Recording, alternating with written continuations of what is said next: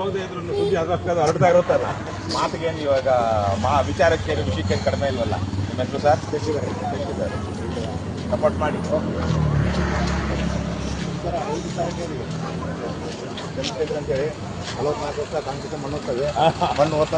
ಮಣ್ಣು ಹೊತ್ತಿರೋದಲ್ಲ, ಜೀತ ಮಾಡಿರೋದು.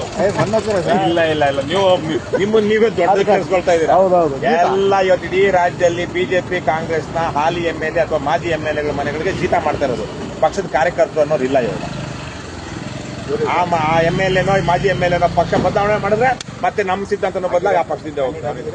ಅದು ಏನೋ ಸ್ವಲ್ಪ ಡ್ಯಾಮೇಜ್ ಆಗ್ಬಿಡ್ತು, ನಾಮಿನೇಷನ್ ನಲ್ಲಿ ಸೂಚಕರದು ಸ್ವಲ್ಪ ಸಹಿ ಮಿಸ್ ಆಗ್ಬಿಟ್ಟು ರಿಜೆಕ್ಟ್ ಆಗ್ಬಿಡ್ತು. ಬಾಗಲಕೋಟೆಲ್ಲಿ ಹಾಕಿದ್ವಿ, ಈಗ ಅಲ್ಲಿಂದ ಪ್ರಚಾರ ಮುಗಿಲ್ಲ.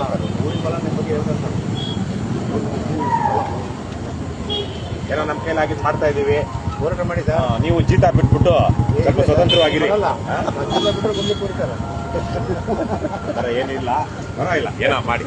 ಸ್ವಲ್ಪ ನಿಮ್ಮಲ್ಲೂ ಹಣ ಹೆಂಡ ಹಂಚಿದ ರಾಜಕೀಯ ಮಾಡ್ರಯ್ಯ ಅಂತ ಹೇಳಿ ಅವ್ರಿಗೆ. ಇಲ್ಲಾಂದ್ರೆ ನಿಮ್ಮಂತವ್ರು ನಾಳೆ ಕಾರ್ಪೊರೇಷನ್ ಇನ್ನೊಂದಕ್ಕೆ ನಿಂತಾಗ ಹೆಂಗೆ ನೀವು ಬಲಾಢ್ಯರ ವಿರುದ್ಧ ಗೆಲ್ಲೋದಕ್ಕೆ? Only money and caste. ಅದನ್ನ ಮೀರ್ಬೇಕು ಅಂದ್ರೆ ಜನ ಸ್ವತಂತ್ರ ಆಗ್ಬೇಕು. ಜನಕ್ಕಿಂತ ಮೊದಲು ಕಾರ್ಯಕರ್ತರು ಸ್ವತಂತ್ರ ಆಗ್ಬೇಕು. ಅವ್ರು ಕೊಟ್ಟರೆ ಸರಿ, ಸಹಾಯಧನ ಹೋಗ್ತೀವಿ ನಾವು. ದುಡ್ಡು ಸಹಾಯಧನ ಹಂಗೆ ಇರ್ರಿ ಸುಮ್ಮನೆ ಸಹಾಯಗಂಡ